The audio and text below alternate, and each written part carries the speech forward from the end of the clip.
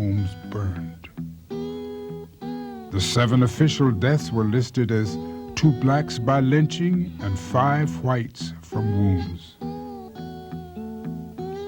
Springfield's newspapers had opposite reactions to the destruction. They quickly condemned or excused the rioters. The mob spirit that has prevailed has produced here, as it always does, a disregard of the law and the substitution of rage and hate and violence for the reign of justice and good order. The implication is clear that the conditions, not the populace, were to blame, and that many good citizens could find no other remedy than that applied by the mob. For a variety of reasons, Springfield citizens also had different reactions to the riot.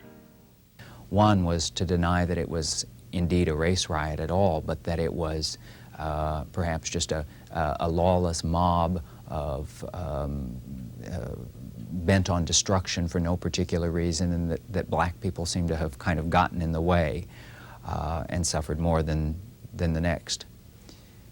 The other reaction, I think, was another sort of denial, and that might be called blaming the victim, in which people at all class levels thought that black people had become too successful, too secure.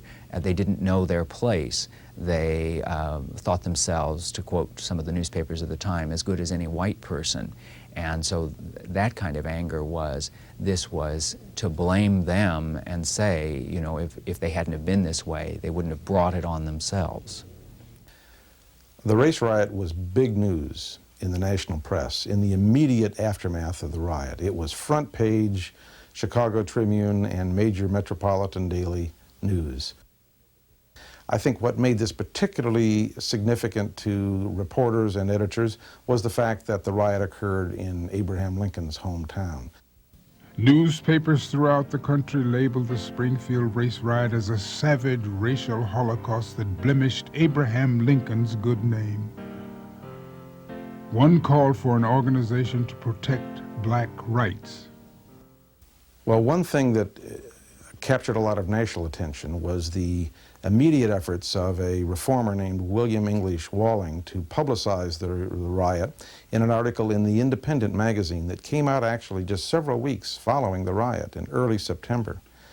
And Walling was outraged by what he experienced when he visited Springfield in the immediate aftermath of the riot.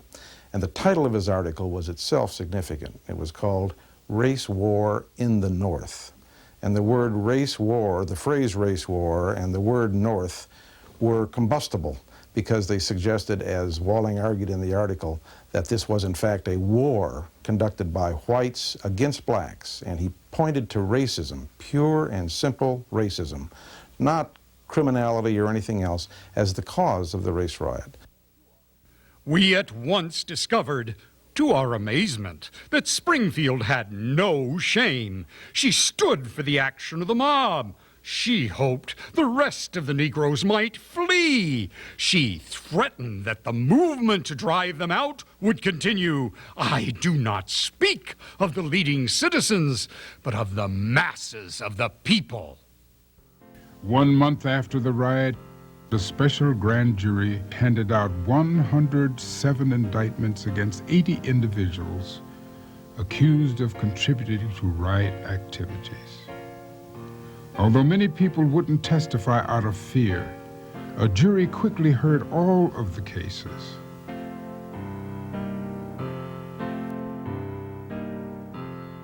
As the tortured bodies of Scott Burton and William Donegan were buried, Springfield went on with its life and forgot the horrible events of August. In Springfield, the legacy, unfortunately, may have been a setback in race relations. Without any substantial convictions in the riot, for the riot, with no one being punished, that really meant that the community said it's all right to attack other members of the community, black people in particular. This level of intolerance continued for at least another generation. As the grand jury finished its work, Mabel Hallam recanted her charge that George Richardson had raped her. She said her attacker was a white man. Eventually, the nation's attention turned elsewhere. The topic of Springfield's riot became passé for most Americans. But the beginning of 1909 brought another racial irony. In January, a New Yorker named Mary White Ovington, who had been outraged by the Independent's article on Springfield's riot, met with other social reformers to consider how to defeat racial intolerance. Meanwhile, in Springfield, the Lincoln Centennial Association organized a spectacular gala to celebrate the 100th anniversary of Abraham Lincoln's birthday. It was held in the Illinois State Arsenal, where hundreds of blacks had sought shelter from rioters just 5 months earlier.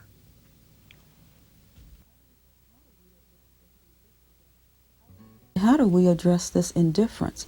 How do we get people realizing that they are implicated, even if they didn't personally pick up a brick and throw it in somebody's window, or did not personally cut William Donegan's throat? How can we make them realize that their indifference and standing by encourages those kinds of things to happen? The historical significance of the race riot in Springfield, to me, is the fact that it symbolized the absolute nadir of race relations in the United States during this particular period of time. It also symbolizes how race relations can be profoundly affected by a race riot, and in this particular instance, how relations between blacks and whites in Springfield went downhill after that and have led to some of the modern problems which we have today. The long-term result of the riot was people's attempt to deny that it happened, to wish that it had never happened, and one of the easiest ways was a complete forgetting by the community, so that you find generations who never talked about it. You find people whose grandparents remembered the riot and had never spoken to them of it, and it was only really by the late 1960s, early 1970s that it became a general topic in the community again. When people finally hear the story of Springfield's race riot, they ask, how could that have happened? Instead, we ask, could it happen again? Until we can all say no to that question, we need to tell this story again and again until we learn its painful lesson. Because only then will we do justice to those who gave their lives to teach it.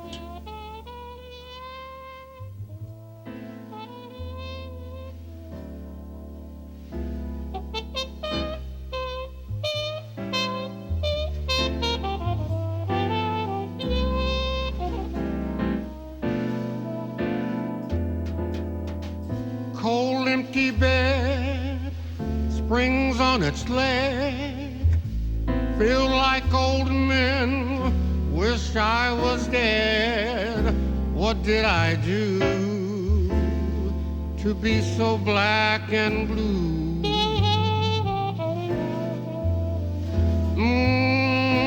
Even the mouse ran from my house.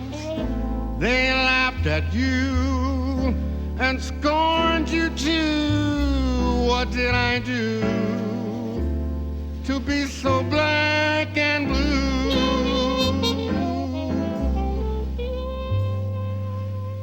I'm white inside, but that don't help my case, 'cause I can't hide what is in my face. When will it end? Ain't got a friend. My only sin is in my skin. What did I do